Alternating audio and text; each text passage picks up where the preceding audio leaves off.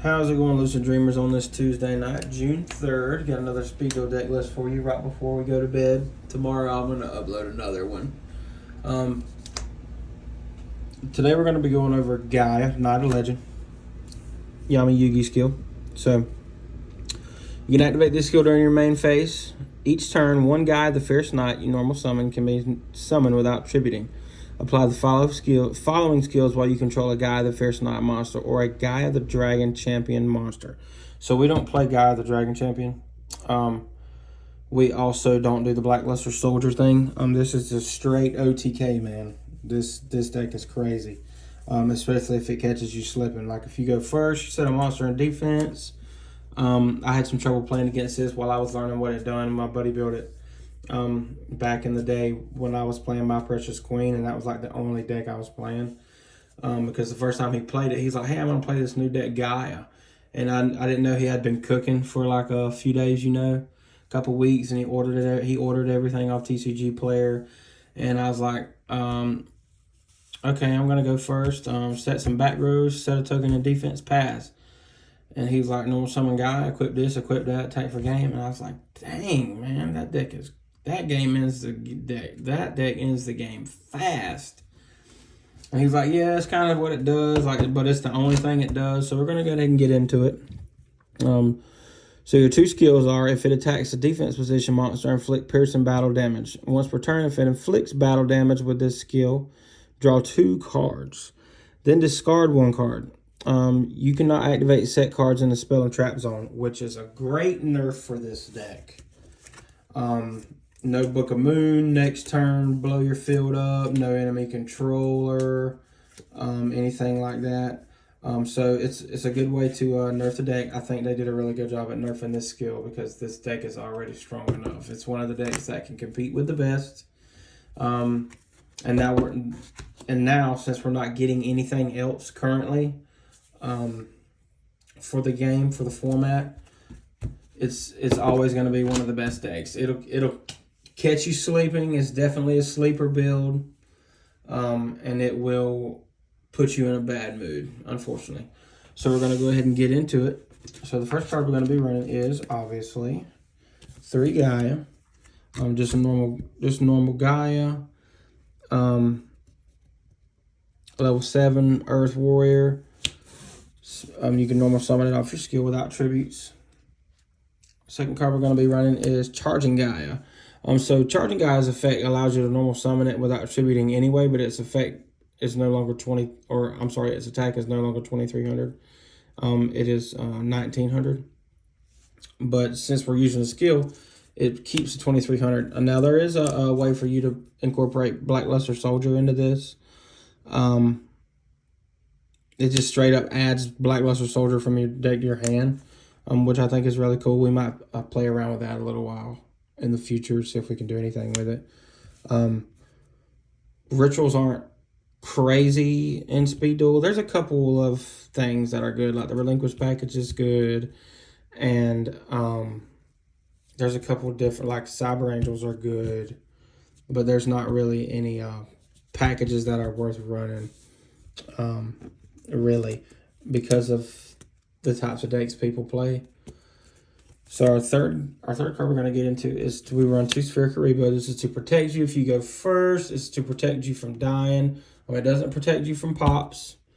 You can get hit with a Riryoku field with your Gaia if you're attacking. You can get offerings. You can get offerings to the doomed. You can get Book of Moon, different things. This just protects you from dying, losing your Gaia. So speaking of offerings to the doomed, we're going to run 2 of those in this deck. Since Gaia ends the game so fast, you're not really worried about the skip your draw phase. Target one monster, face up monster on the field. Just for that target, also skip your next draw phase. Because if you do this, like if they have 2 monsters, like if they have a deck that special summons like a lot, like dinosaurs or something, or they're running like Gillosaurus or Mander or whatever, and you just pop one, and the guy inflicts piercing. If they survive somehow, which is very rare, you can you get that draw anyway. You get that +1 anyway, because you're going to draw 2 and discard 1 off the skill. So it doesn't really matter. You're still going to get whatever you would have drawn next turn. So the next card we're going to be running is 2 Earthquake. Now, when I revised these decks, I added Earthquake in here. Earthquake I like. It just changes all face-up monsters on the field of defense. So this helps you end the game quicker. So you can clear their back row, Earthquake, equip, and then swing for game. That's basically all it does. It's just a normal spell. Next spell we're going to be running is 2 Night Beam. Night Beam, you target a spell or trap they control. That's set. You destroy it. They can activate it in response. Now, I will say this for people who are new to the game, trying to get in the Yu-Gi-Oh! They don't want to spend the money on competitive, and they want something a lot cheaper. It says you can't chain that card to Night Beam, but if you Night Beam your opponent and they have another card that they can activate, that Night Beam is not targeting, then they can chain link 2 and equip the targeted or activate the targeted card, because it's not directly in response to Night Beam, and they can still do that. So if I'm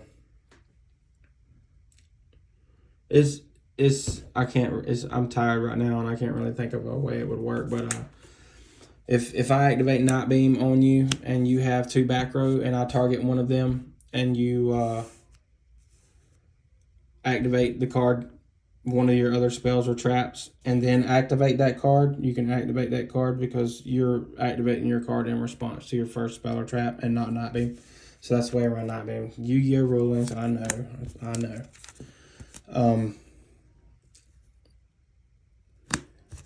So there's Night Beam. So the next card we're going to be running is 2 Solitary Sword of Poison. So you can only equip it to your monster. If the equipped monster battles a monster, it gains a double whatever attack and defense it currently has during the damage calculation only. So it goes draw phase, standby, main phase, battle phase, damage step, and then damage calculation, and then end of damage calculation, and then end of battle phase. It's a very weird thing.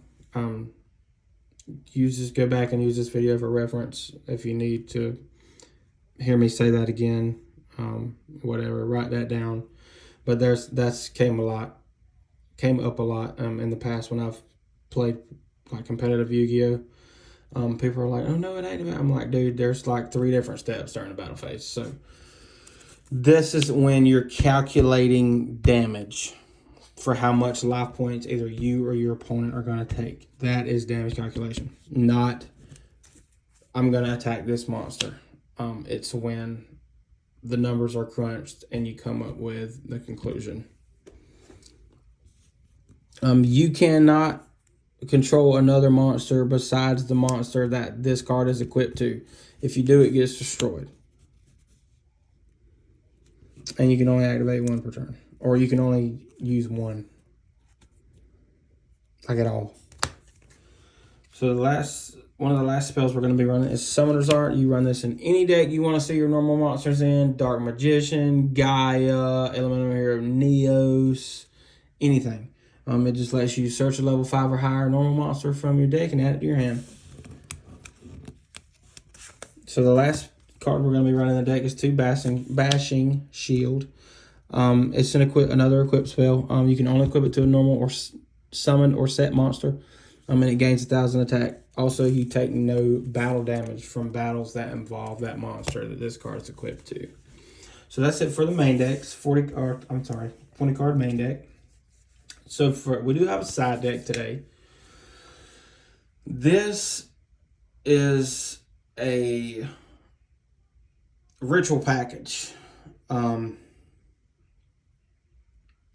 You're only going to side this in if there's something you're absolutely struggling with and you think it can give you an edge, because Gaia finishes the game so quickly You can side this in to get rid of a problematic monster, or if your opponent has something that's just way too big and you just bricked, you could have a chance to draw this. We're going to run a 3-2-1 ratio of this. 3 pre-prep. You just add a ritual spell and 1 monster whose name is on that ritual spell from your deck to your hand. So we're going to run 2 Black Illusion Ritual. So this is used to summon Relinquished. And you just tribute a monster from your hand or field whose level is 1 or more. Relinquished is the easiest to make. That's a good little side deck. So you're going to run 1 Relinquished.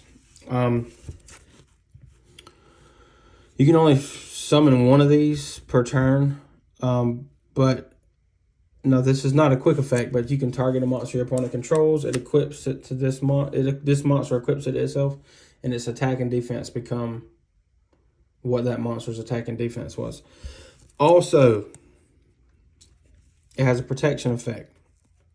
If this card would be destroyed by battle, only by battle, you can destroy the card that's equipped to it instead. While this card is equipped with a monster, any battle damage you could take from battles involving this card is inflicted as equal effect damage to your opponent. So, like,